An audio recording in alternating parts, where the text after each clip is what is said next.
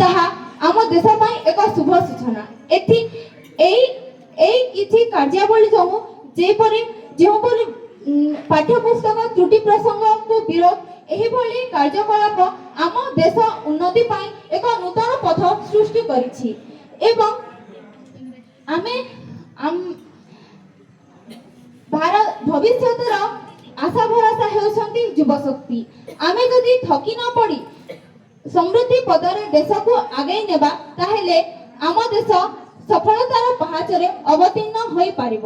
ଜଣେ କବି କହିଛନ୍ତି, ଆଗକୁ ରହିଛି କେତେ ଦୂର ବାଟ, କେତେ ଯେ ରହିଛି ବାକି, ଚାଲିବି ଚାଲିବି ନ ପଡ଼ିବି ଥକି, ମୁଁ ଯିବା ଆଗରୁ ଆଖି। ଆମେ ସମସ୍ତେ କେହି ଥକି ପଡ଼ିବା ଉଚିତ ନୁହେଁ। ଆମେ ଆଗକୁ ବଢି ଚାଲିବା ଉଚିତ। ସେହିପରି ଏକ ଗ୍ରୀକର ଦାର୍ଶନିକ ସକ୍ରେଟିସ୍ ବିଷପାନ କରି ମରିଗଲେ, କିନ୍ତୁ ସେ କେବେ ବି ପରାଜୟ ସ୍ୱୀକାର କରିନଥିଲେ। A man can be made destroyed but cannot be defeated। ଗୋଟିଏ ଯୁବକ ପରାଜୟ ସ୍ୱୀକାର କରେ କିନ୍ତୁ ପରାଜୟ ସ୍ୱୀକାର କରେ ନାହିଁ, ସେ ପଛେ ତାର ଜୀବନ ଚାଲିଯାଏ। ସେହିପରି the greatest glory of a living man is not falling but in arising every time you fall।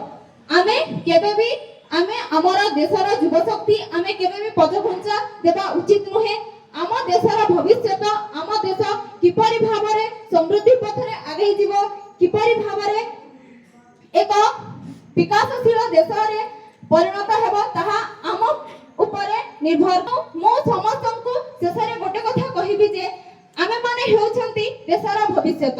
ତେଣୁ ଆମର କର୍ତ୍ତବ୍ୟ ଆମେ ଠିକ ଭାବରେ କରିବା ଉଚିତ। ତାହା ଯେ ହେଉ, ଆମେ ଯଦି ଭଲ ଭାବରେ ପାଠ ପଢ଼ି ଯଦି ଆମ ଦେଶକୁ ଆନ୍ତର୍ଜାତୀୟ ସ୍ତରରେ ଯଦି ସମ୍ମାନିତ କରିପାରିବା ତାହେଲେ ତାହା ବି ହେଉଛି ଗୋଟେ ପ୍ରକାର ଦେଶଭକ୍ତି।